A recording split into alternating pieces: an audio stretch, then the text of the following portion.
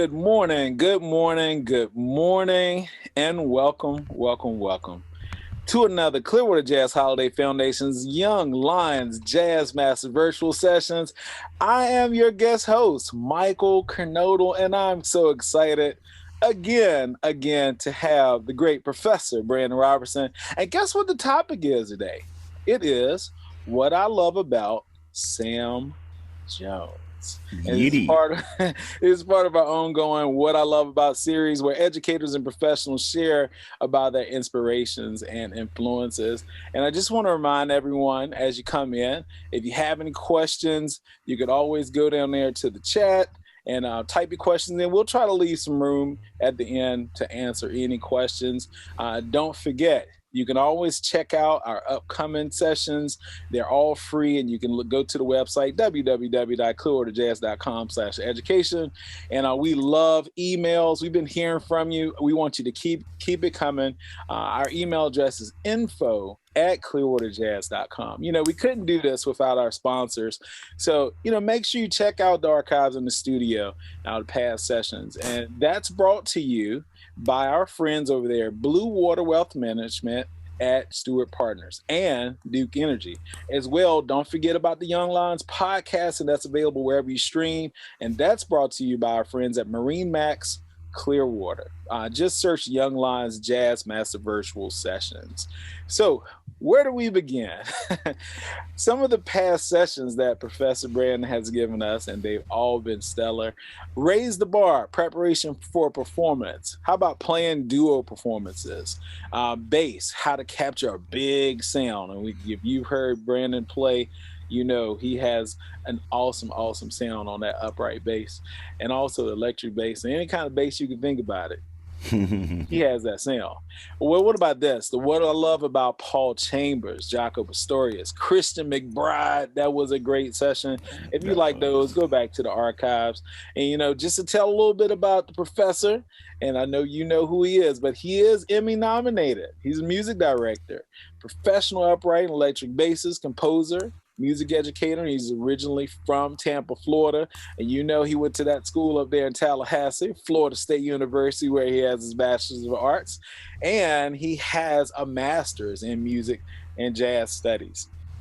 So, he's down there in the Florida Gulf Coast University, where he's a director of jazz study and the basketball band. The accolades just go on and on and on. And don't forget, you can get some of Brandon's music, and you know where to find it. But if you don't know the title, it's called Based on a True Story. And you need to check that out because it reached all the way to number 16 on the iTunes Top 200 release chart. So just don't hear them here. Hear them in your car. Hear them at home, wherever you are. But without any further ado, Professor Brandon Robertson, the stage is all yours. If this was game 7, that was the 3-point shot that was at the buzzer, man. You did it. You did it, Mr. Kernodle. You did it. Once again, you've made me blush. I'm sorry, man. I had to let you. That was right out through the net. Didn't even touch the net at all. Just went right through the hole, man. Yeah. Thank you very much for the intro. And as usual, everyone, thank you very much. I have this beautiful backdrop behind me. This is our beautiful Bauer School of Music down here at Florida Gulf Coast University. And yes, our building looks exactly like this, the way you see it in the background. So it's a beautiful state. I just wanted to showcase that.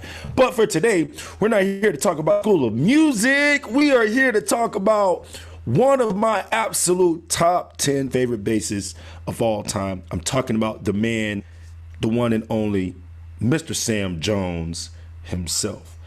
Now, for those of you that don't know Sam Jones, he's a name that's talked about heavily in the bass world. And what I've come to find is that a lot of young musicians aren't familiar of who he is. But I tell them all the time, you do know who Sam Jones is, because if you are a horn player, specifically someone who listens or plays alto saxophone, you listen to Cannonball Adderley, you have most certainly have heard Sam Jones on bass, because he has spent several years and have made several iconic records with the Cannonball Adderley Quintet. And so he's somebody that I want to talk about today because I was introduced to Sam Jones in my junior year of college. Now, up until this point in my past, what I love about Siri, I talked about Jaco Pastorius, I talked about Christian McBride, I talked about Paul Chambers. Those guys were actually introduced to me earlier. Another bassist that was also, or two other bassists that were introduced to me earlier, that I gained a little more familiarity with was Ray Brown and Ron Carter. But it wasn't until my junior year at Florida State when I was able to start playing in a combo that I was assigned to, that the particular alto player in that combo was a huge Cannonball Adderley fan. And up until that point, I hadn't really checked out Cannonball other than nothing outside of Kinda Blue. That was the only introductory I've had to Cannonball Adderley was through Miles Davis. So I had no other perception about his music.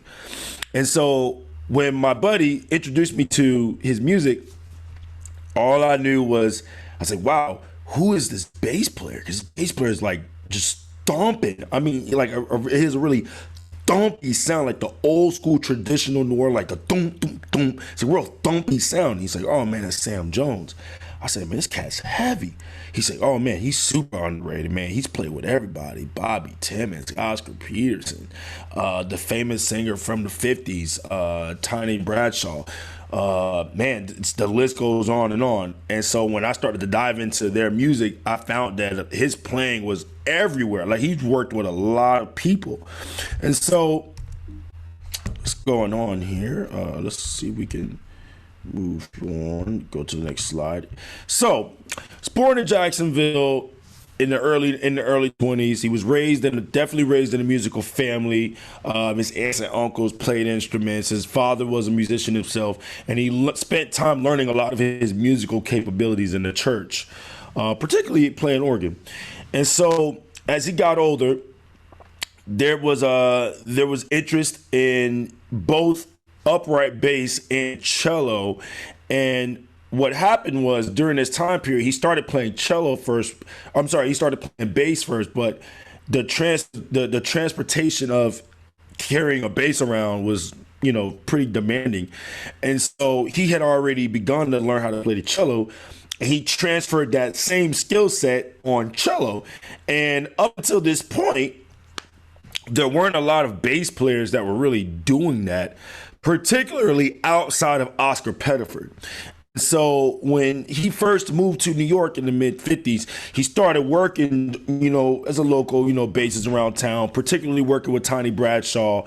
And then since that point, he started gaining into the realms of the likes of Dizzy Gillespie and Louis Hayes and Bill Evans and Bobby Timmons and Kenny Dorham. And he ended up the first replacement for Ray Brown in the Oscar Peterson trio in the late 60s. And then, obviously, of course, he's most notably known for spending the time that he spent with playing with none other than the legendary alto saxophonist Cannonball Adderley.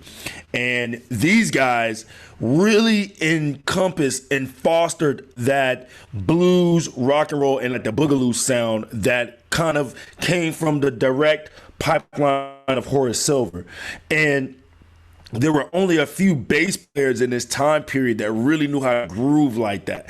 And so when you listen to Cannonball's music, it's surprisingly that even the music that they made in the late 50s up into the mid 60s, that music is still relevant in 2021. It's crazy how the way they played that music in that time period, it still feels modern now. And that's very revolutionary in the terms of the rhythm section and the bass players. Louis Hayes held it down on the drums most of the time. Sam Jones was holding it down most of the time. Bobby Timmons was holding it down, or Joe Zawinul was holding it down most of the time. So these guys, they had a very special rhythm section. He was in a very special rhythm section in his group that made that music so profound that when we think about Cannonball in the 50s and 60s, you can't help but think of Sam Jones and just the way he laid it down. So he was also very fortunate to be one of the very few bass players that was able to record a lot under his own name, not only as a band leader, but then as a sideman with a multitude of musicians during this time period. Xanadu, which was a very famous record label during the 70s, 60s, and 70s. They stopped recording in the late 90s, but most of their records, Kenny Barron did a few records with them. Bob Berg, saxophonist, tenor saxophonist, played with them a few times, recorded with them. Steeplechase was another famous record label, and he did a lot of recording as a band leader under this particular record label, as well as Riverside. And Riverside was the record label that he recorded a lot with Cannonball Adderley. So he was working a lot. You got to understand that Sam Jones, there's not too many bass players during that time period between the mid-50s going into the 70s that was on wax that much, outside of, Paul Pesci, even Ron in the late 50s going into the 60s, anything from the Messengers, Jimmy Merritt, Doug Watkins, but Sam Jones really was out there working. I mean, I would say, to me, when I look at the catalog of the musicians he performed with in the time period of the 50s and 60s, it's equally up there with Paul Chambers, because Paul Chambers was out there working too. But he recorded a lot of these as a band leader under these three record labels during the 60s and 70s. He recorded 12 albums as a leader, and most of his recording started in the early 60s. And I believe he recorded his last record 3 years before he passed away.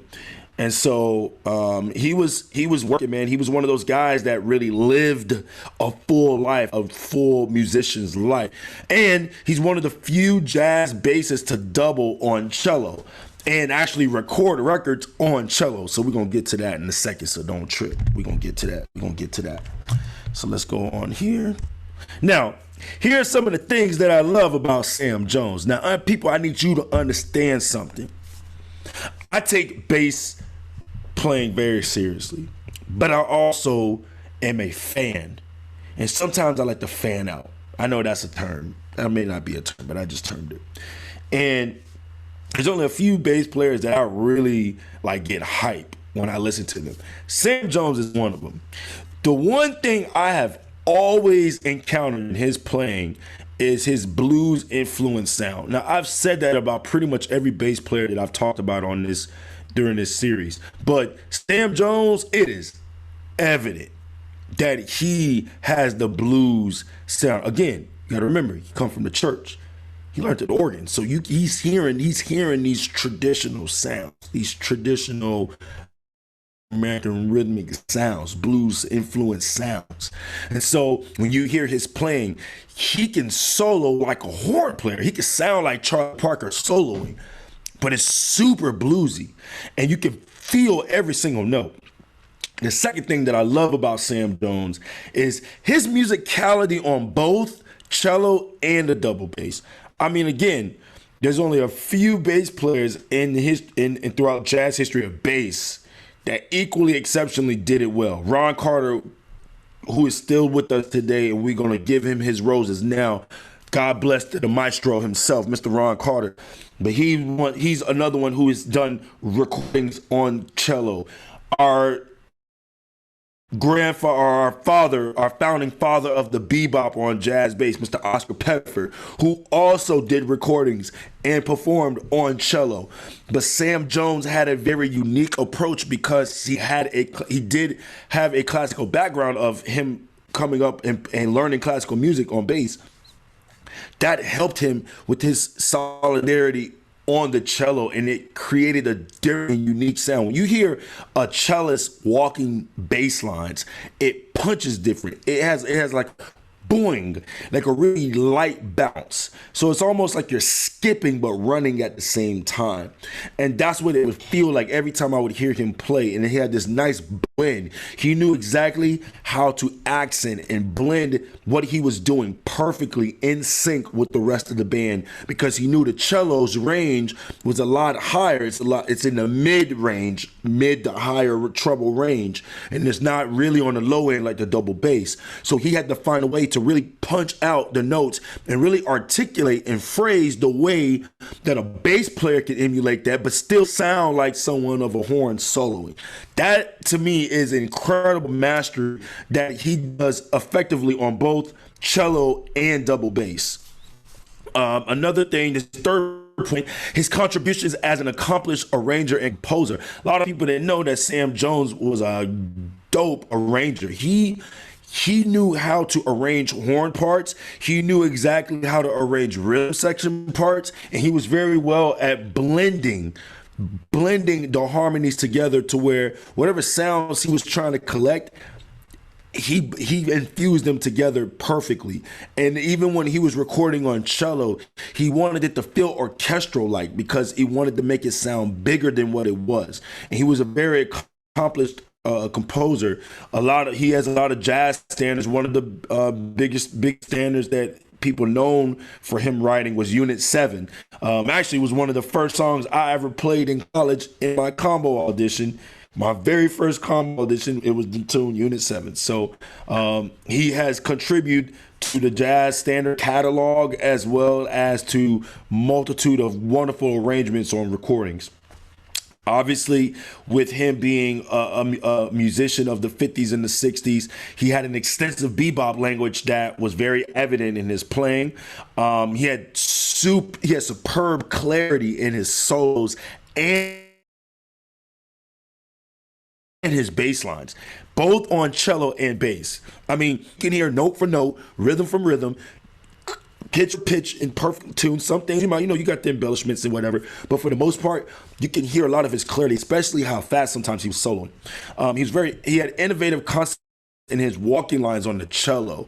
The way he would outline a certain chord would sound completely different if he played those exact same notes on the bass, based off again the range of the instrument and the way he actually has to execute that the notes to get the quarter notes to sound and emulate like an upright bass. So again, going back to my bullet number 2, the musicality on both cello and double bass was very evident, and I believe that helped innovate really deeply rooted concepts on both instruments for those in the future who wanted to proceed to learn how to play jazz cello and bass.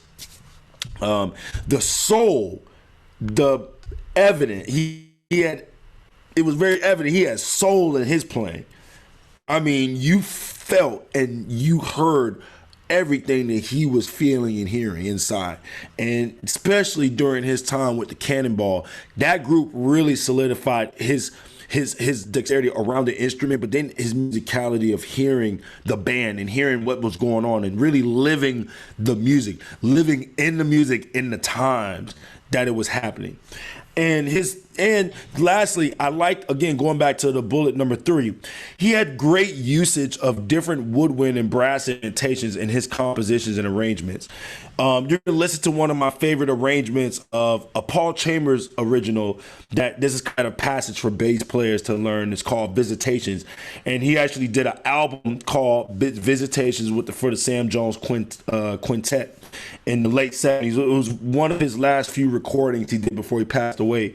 And his arrangement of Paul Chambers' Visitation is super dope, and it's super evident that he really took his time to make sure that the bass and the horns had a nice blend to where it sounded like one voice versus two separate voices playing a melody together. And that was very uniquely, he did this a lot on a lot of his arrangements, especially on the Soul Society, which was one of his great recordings that he did. So now, speaking of recordings, let's go here. So here are some of my favorite Sam Jones albums. The Soul Society, which was one of his first recordings that he released in 1960.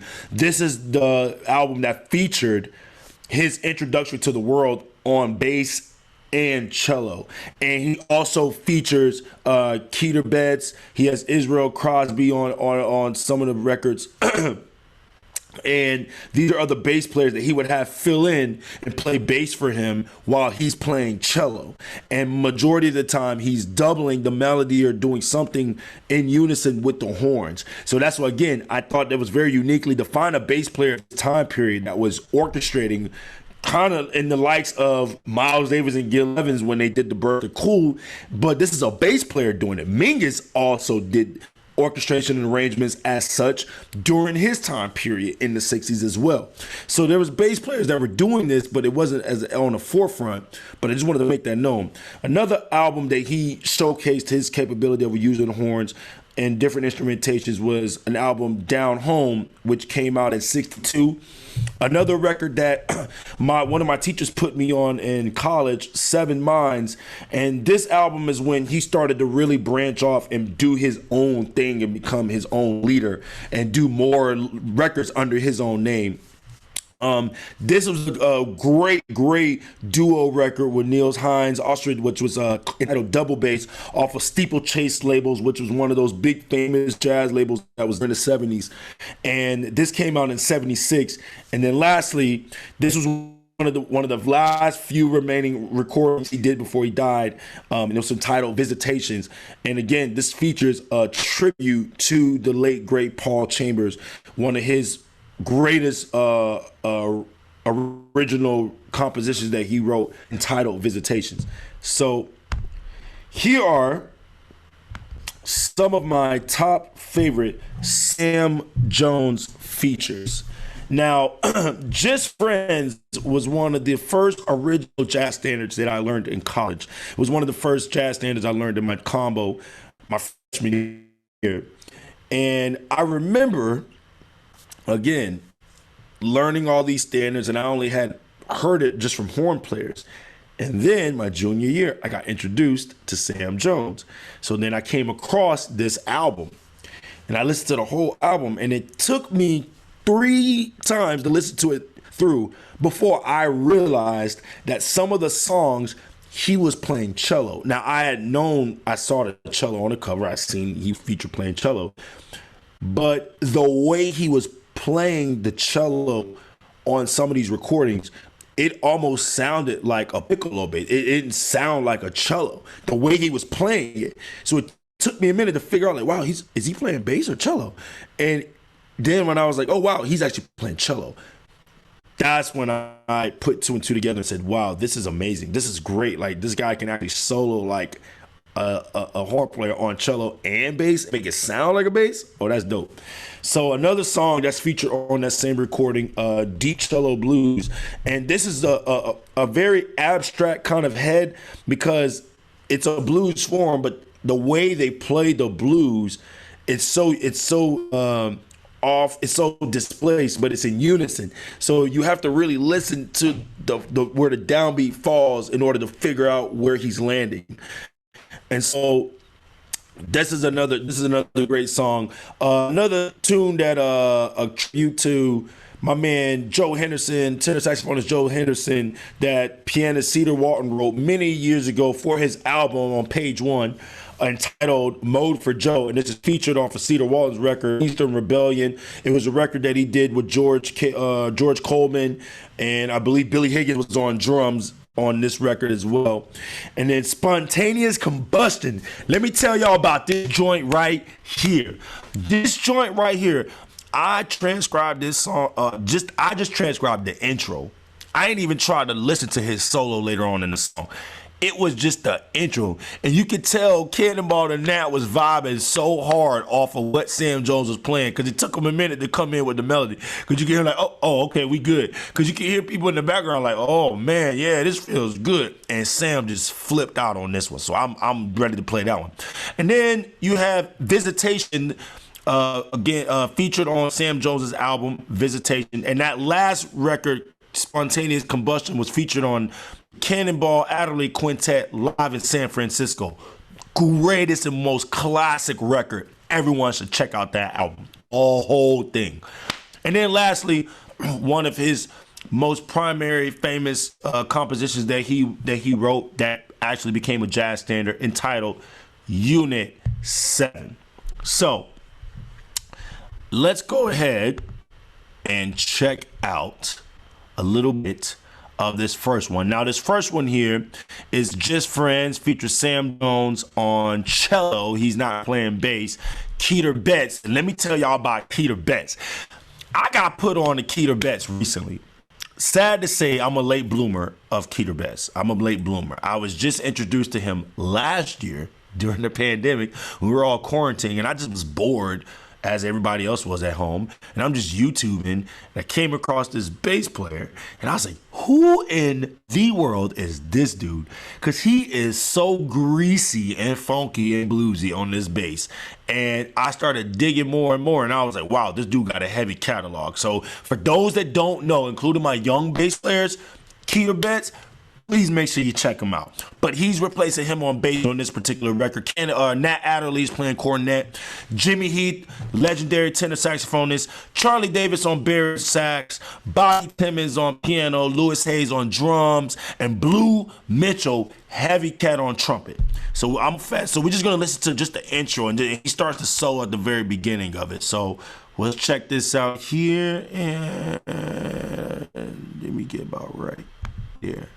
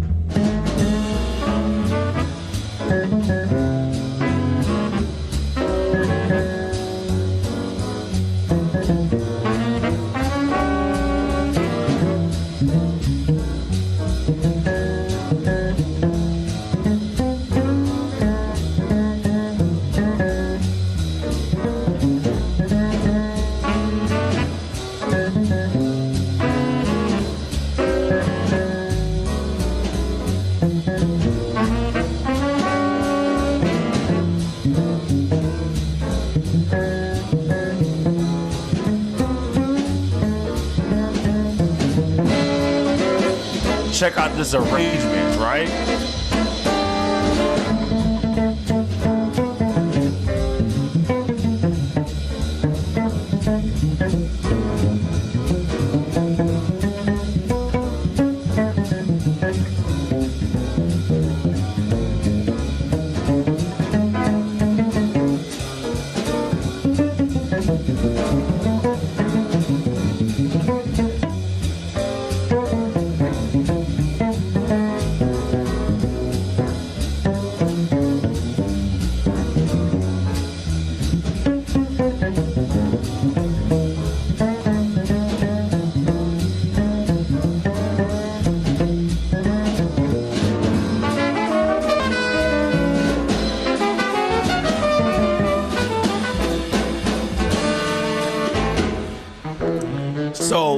Before I go on to the next song, the mastery and the genius of Sam Jones is so underrated, man. Because if you listen to the way he just soloed over the form, it still felt as if you were listening to a bass player, but then at the same time you're also being able to hear and listen to the phrasing of the range on the cello and still sound like a horn. Like it sounded like as if you was listening to a saxophonist, soloing.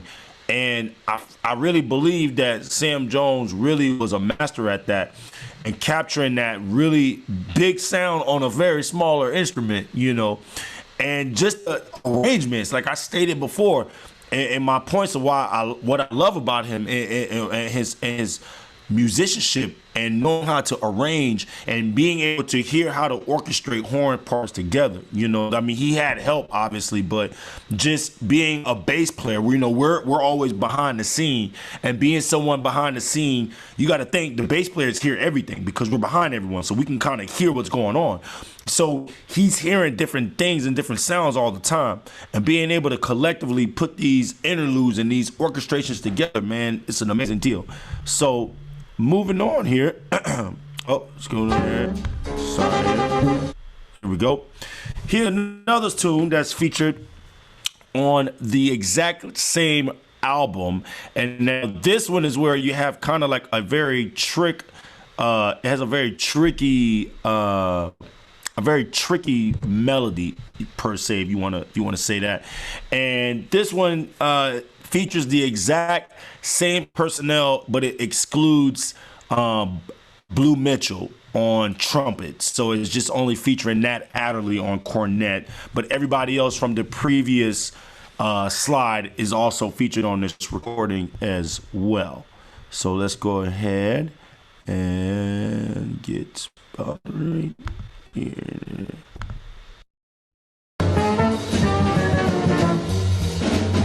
So back a little bit.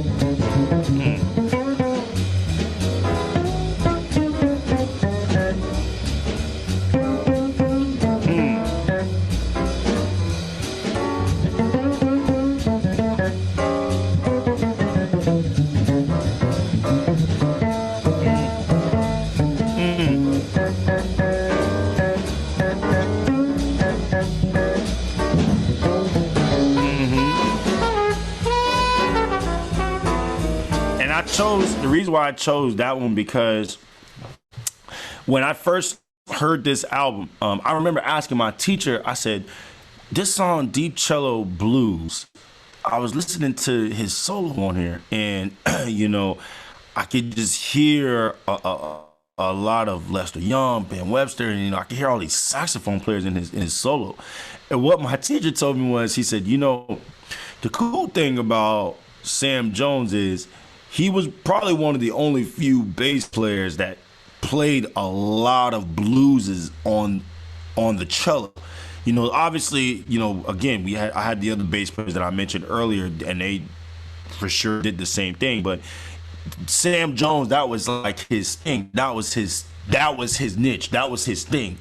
And so I really took upon to study that and try to understand, like, wow, this is a really, you know, dope concept for him to take, you know, and make the blues fit and sound as though it's coming from a bass, maybe from a higher register of the bass, but still have that same buoyancy of each note hitting and the attack. So that melody itself, you know, him writing a melody where he can share it in unison with the horns, you know, again, you don't hear orchestration like this. You know, Mingus was probably one of the only ones that was doing this as a bass player, as a leader, you know, during his time frame and doing it regularly.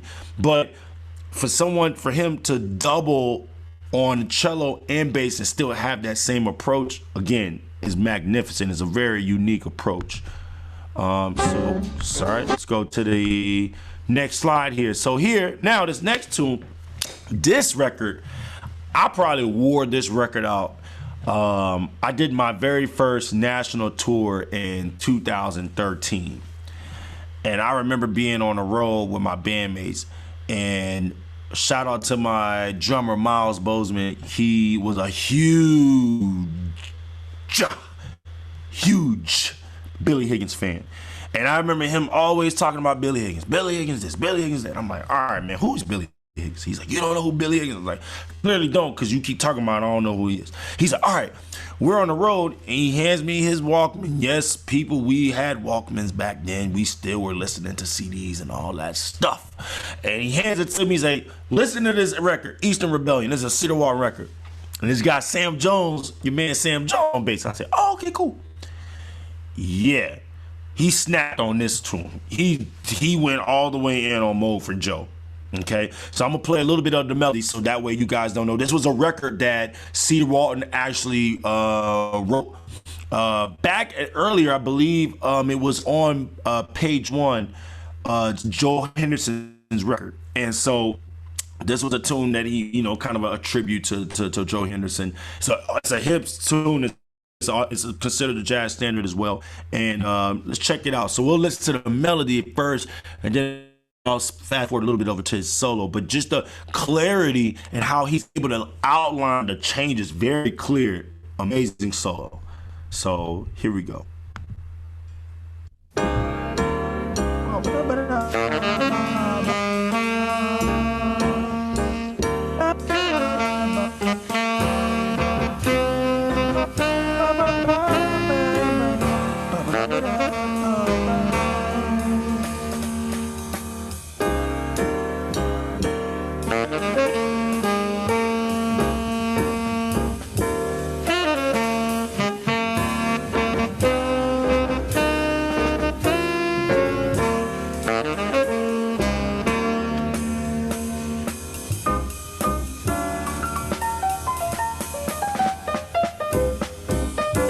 It's such a vibe. It's such a vibe. But I gotta fast forward it though to the bass solo though. Just cause I want y'all to feel the vibe.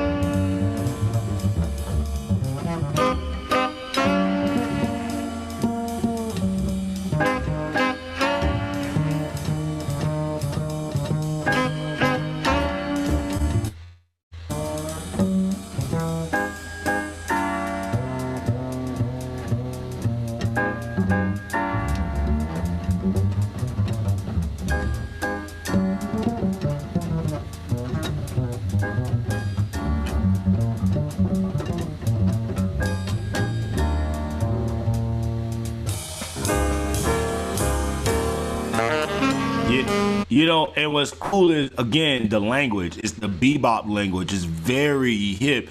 You know, I can hear a lot of influences that Ray Brown might have gained from Sam Jones, because I can hear some of that same texture. That's the way Ray Brown would solo later with the Oscar Peterson trio. And you know, this is this all, again, all of these cross references that Jones bass playing is very evident in a lot of bass players after him. But this particular record was one that I ended up wearing out the whole time I was on the road. I just really loved the vibe on the entire recording. So here goes the next tune. So this is Spontaneous Combustion, and we won't listen to the whole thing. I just want you all to get a vibe off of the very beginning of this record. This man snapped. And this is walking bass line. I was like, man, you could have just played that and I was hit. So here we go. Now I'm gonna play one that's called Spontaneous.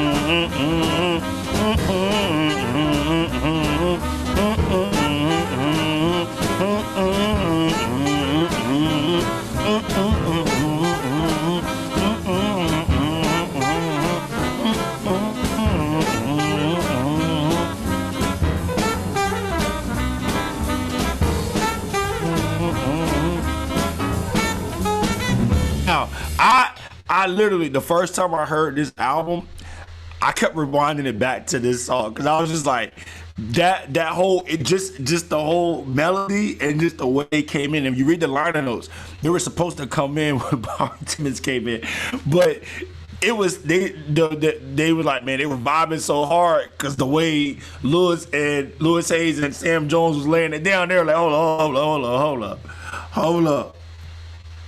Let my man do his thing real quick. And they will have ba-hee-ba hoo-ba hee-ba-da bee-bop. Hee-ba-hee-ba hoo-ba hee-ba-da bee-bop. That's all, man. That's all two-step, people. That's all that little steps y'all doing. Where you think they get that from? That's Cannonball. But, you know, again, it's Sam, we gotta school you guys. Now, here we go. Now, Visitation, I'm only going to play just the beginning and a little bit of it, but this was a dope melody. This is pretty much a rite of passage to any bass player that plays bass. It's a tribute to him, to Sam Jones, to Paul Chambers, excuse me. And featured on this album, Bob Berg, wonderful tenor saxophonist, Tiramasa Hino. Now, let me tell y'all about Tiramasa. I actually have the honor and the pleasure of being a friend of his, and he just moved and relocated down here to Fort Myers area, and he has been sitting in and playing with our quartet for the last 2 weeks now, and it's been blowing the roof off.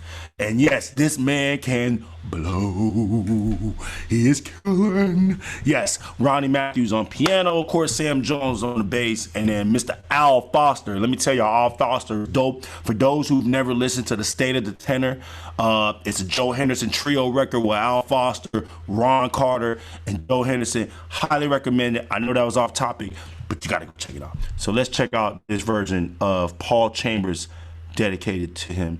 And this is Sam Jones' Visitation.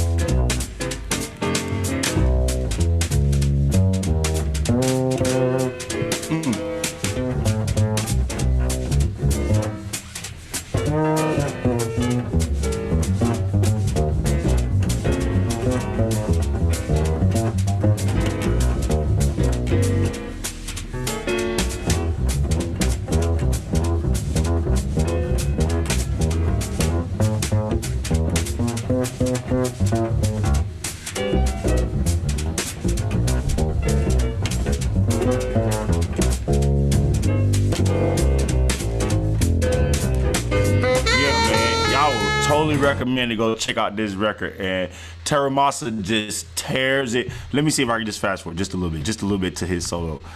Y'all just need to hear this man. Hold on. I just want y'all to hear this. Just listen to this man play for a little bit. Like, seriously.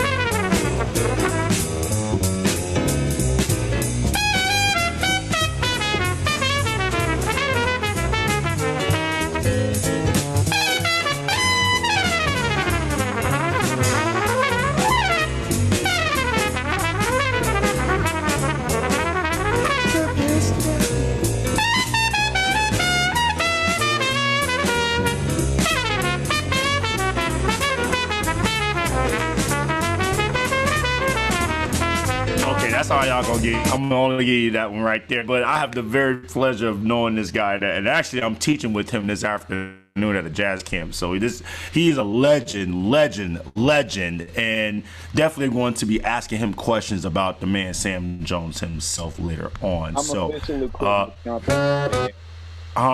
I'm officially quitting the trumpet. Proceed. I'll tell you right now, that's exactly what I felt like when he walked on stage, and I hadn't heard him. I'd never heard him, play live. I've heard him on records, but when he started playing, I froze for a second. I was like, "Oh my God, he sounds exactly like he do on the record, like that, exact to the T." Yeah, it's heavy. So, very last one. I'm just gonna play the intro, just the melody. This was one of his famous records that he wrote. A very, very famous jazz standard that we now consider the jazz standard is entitled Unit 7, and this is featured on the album Down Home. Again, it was one of my favorite records that I got to check out of his. Snooky Young, who's a very well known trumpeter from the 50s. Blue Mitchell also on trumpet. Frank Strozer on alto saxophone. Jimmy Cleveland on trombone. The man Jimmy Heath himself on tenor saxophone. Pat Patrick on bass saxophone. Jones himself, Joe Zawinul on piano, and Ben Riley, the famous drummer who's only recognized from the Thelonious Monk Quartet. Excuse me, talking too fast. So let's check this out a little bit. Let me what you think.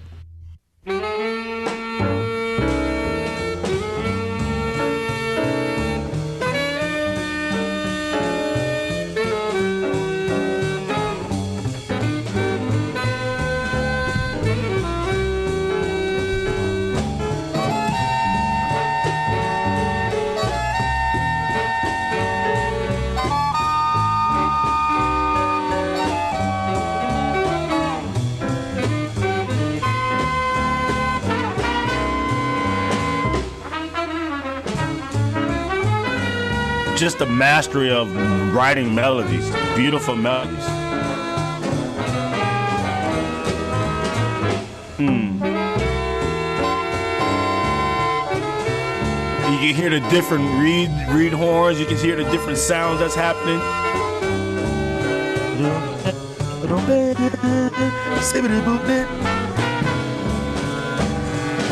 Yeah, so just the mastery of him writing melodies and knowing how, again, to orchestrate horn parts together to get them to blend. This is where I get some of my concepts of balance and blend, because you got these bass players. Ray Brown knew how to do that as well when he composed.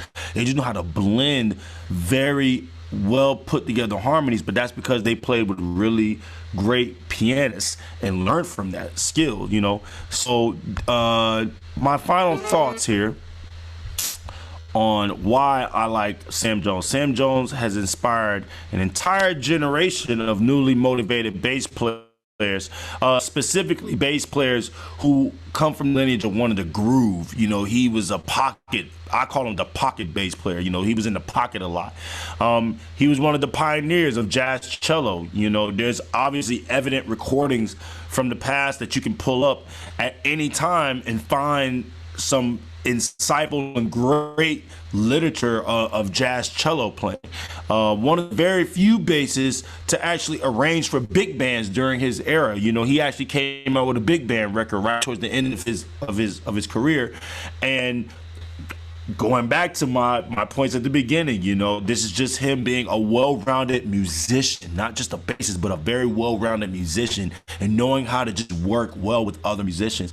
He had a major contribution to the sound of the boogaloo, the sound of blues, the sounds of jazz. His contributions was heavy across the board, and his originality. He was just when you hear Sam Jones, you don't hear anybody else. That's you can tell that it's him playing the bass, and that's all we At the end of the day, that's all we're striving for, is just to sound like ourselves and be the most original, authentic version of ourselves. And so this is why, everyone, today I love Sam Jones. And this is where the professor drops the mic. Such an awesome, I don't have a awesome mic. I wish I had. I mean, one thing you brought home is originality. Who would have ever thought that was a cello, not a bass. And it came through. It was so different. It was so unique. And that was one of the first questions we got. Like, how did the music community, and I didn't say the jazz community because we're talking musicians. You brought that word musicians in there. How did they take playing the cello on these recordings and performing, aside from the usual, the upright bass? Was this something that was kind of like taboo, or this was something? Nah, I'm gonna throw a whole bunch of curveballs at you, right? Okay. When Clark Terry used to try to do bebop, the flugelhorn, or when Eric Dolphy would start introducing bass clarinet or the flute, or if you have in this case, you know, the modern jazz quartet who was doing through composed jazz classical music, you know, and now you got this guy who's introducing a jazz cello. At the end of the day, originality. How do you stand out? You do something that somebody else ain't doing. You know, the best that, and that's the, like, I know that's a very cliche way to answer that, but that's really what it comes down to. Is these folks were, this is why bebop was so powerful. That's why it's such a powerful period in jazz, because it was such a new thing and it was raw and no one knew how or where it came from or how it started. So you think, like, when Ornette Coleman came over to Jazz Shape to Come, who would have thought that I can just take a free form and still make a song out of it? There's still music, right? So when the community was listening to jazz cello, again, my point that I was driving home was, it didn't sound like a cello. The very first time I heard this, and again, I was a very naive jazz musician and a listener at the time, so I didn't really know how to recognize that was a cello I was listening to versus a bass, because on the album you see bass too, and it credits him playing bass on the record. So I didn't really think nothing of it other than, like, oh, maybe the other guys are playing cello and he's playing bass. No, it was him playing cello, and the way he executed his lines, his phrasing, his sound, everything, it still felt like you were listening to a bass, but it was on a cello. And so I think the uniqueness of that, people were acceptance of it. But if you also look at how the popularity of it probably wasn't as prominent, because you got to think too, when that record came out in 1960, the year prior to that, Giant Steps, Charles Mingus, and Kinda Blue all dropped in the same year, on top of Dave Brubeck's Time Out. So you got to think all these classic records that dropped 1 year before he released his very first album, you're going to think there's going to be some overlapping there. You know, Ornette Coleman as well, the same deal. That was such a huge, profound record. You know, so it's not like he got overshadowed, but when you go back now and listen to it, it still feels as modern as it did when he recorded it back in 1960.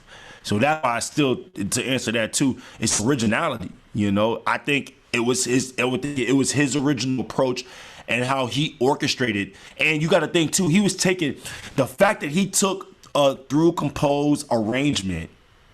That's concepts from the modern jazz quartet. That was 10 years prior to him, right? You got to think he's using different reeds. That's Eric Dolphy. That happened in the early 50s. Again, that's why I mentioned these guys just now, because these are all sounds that guys were all checking each other out.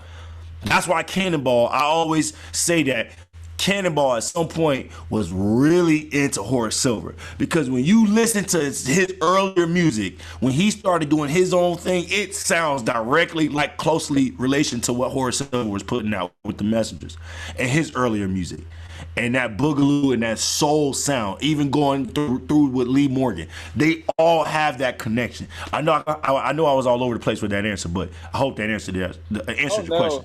I think you answered that very well. I think you answered everything else that we had, you know, from the time period. I mean, you mentioned cool, and I mean, bebop, how they all hand in hand and they work together. And that's the richness of this music, that it's tradition, and it hands off the baton to the next person and the next person. And the creativity and innovative ideas, they keep pushing themselves. You know, there would be no me and no you in this music without a Cannonball Adderley. Facts. without, a Sam Jones or Facts. Dizzy Gillespie, Super facts. They help develop our sound as musicians as well. Yet we still bring something to the table as ourselves. So I highly recommend, if you're a beginner musician, you're a seasoned musician, get your ears back on. Go back and listen. Never, ever say, I've reached that point, because you never have. And the day you say that, you're in trouble. You're in trouble. That's right. So we want to thank you, Professor, for an awesome, awesome session. I mean, there's so many jewels you dropped here. You're definitely going to have to go back to our website at www.clearwaterjazz.com/education. And you're going to have to go back and listen to this, take some notes. And don't forget to share. Don't forget to comment. Let everyone know about the awesome things you're hearing here at Clearwater Jazz. And email us at info@clearwaterjazz.com. And we're going to see you on the next one. Thank you so much, Professor Brandon. Yes, sir. Anytime. Thank you, guys. Look forward to the next one. Y'all keep it swinging. Have a good day. Have a good one.